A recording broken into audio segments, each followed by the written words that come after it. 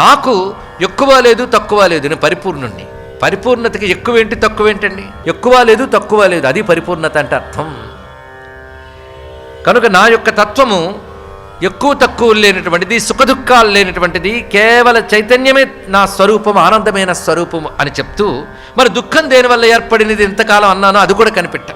ఇవాళ వచ్చిన దుఃఖం లేదన్నాను కానీ దుఃఖం కలిగింది మొర్రోన్ని దగ్గరికి రావడానికి కారణం ఏమిటి అది కూడా చెప్తున్నాడు ఇక్కడ. అది తథాచ మమతాత్యక్తే విశేషో నోపలక్ష్యతే. ఒక్క మాటే, మమత్వం అని ఒక్క భావం చేత దుఃఖం అనేది కలుగుతుంది. ఇక్కడ చూపిస్తున్నాడు కారణం. నాది అని ఒక భావం ఏర్పడగానే దుఃఖానికి హేతు అవుతుంది. నాది అనేది ఎక్కడి నుంచి ప్రారంభమవుతుందంటే దేహం నుంచి ప్రారంభమవుతుందండి. దేహముతో సంబంధించిన వస్తు సముదాయము, విషయములు, అది అలా పెరుగుతుంది ఇక్కడ నాది అనే భావం. ఇప్పుడు శరీరం నేనా నాదా, ఇది ఆలోచించవలసినది. మమత్వం ఎక్కడ ప్రారంభమవుతుంది? శరీరం అహం అనుకుంటున్నాం, కానీ శరీరాన్ని నాది అని నువ్వెన్ని మార్లు అనలేదు. నా బాడీ అండి, నా కన్ను, నా చెవి అంటున్నప్పుడు నాది అనే భావం కనబడుతుందా లేదా? అది మమత్వమే, శరీరం మీద మమత్వం. ఈ శరీరంతో మరికొన్ని శరీరాల మీద మమత్వం.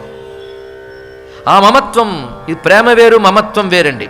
మమత్వం అంటే వీడు నావాడు, వీడికే అన్ను ఉండాలి, ఇంకోటికి రాకూడదు. ఈ భావం పేరు మమత్వం. ఇదేమి గొప్ప భావమేం కాదు, ఇది నీచ భావమే. ఇది నిన్ను పరిమితుల్లో చేస్తుంది, పరిధుల్లో పెడుతుంది.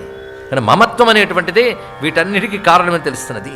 ఎందుకంటే శరీరంలో ఉండే ధర్మములు ఏమిటి? షడూర్ములు ఇత్యాదులు చెప్పబడతాయి. శరీరానికి జనన మరణ ధర్మం ఉంది, మనస్సుకి సుఖదుఖ ధర్మం ఉంది, ప్రాణధర్మములు ఆకలి దప్పికలు. అంటే ప్రాణం యొక్క ఉనికి వల్ల కలుగుతున్నవి ఆకలి దప్పికలు, మనస్సు యొక్క ఉనికి వల్ల కలుగుతున్నవి సుఖదుఖాలు, శరీరం వల్ల కలుగుతున్నవి జననం మరణం, ఈ మధ్యలో మార్పులు. ఇవి మూడు, ఒకటి శరీర ధర్మమే, ఒకటి మనోధర్మమే, ఒక ప్రాణధర్మం అయితే నువ్వెవడివి అది ఆలోచించు. నా ధర్మం సచ్చిదానందమే, ఇది నా స్వరూపము. నేను ఉండడం వల్ల వీటికి ఇవన్నీ ఆ చైతన్యం పొంది చూస్తున్నా కానీ ఈ లక్షణాలు ఇవి నాకులు, కానీ ఇవి నాకున్నాయి అనుకోవడం వల్ల ఇవన్నీ కలుగుతున్నాయి. మనస్యవస్థితం దుఃఖం సుఖం వా మానసం చెయ్యత్.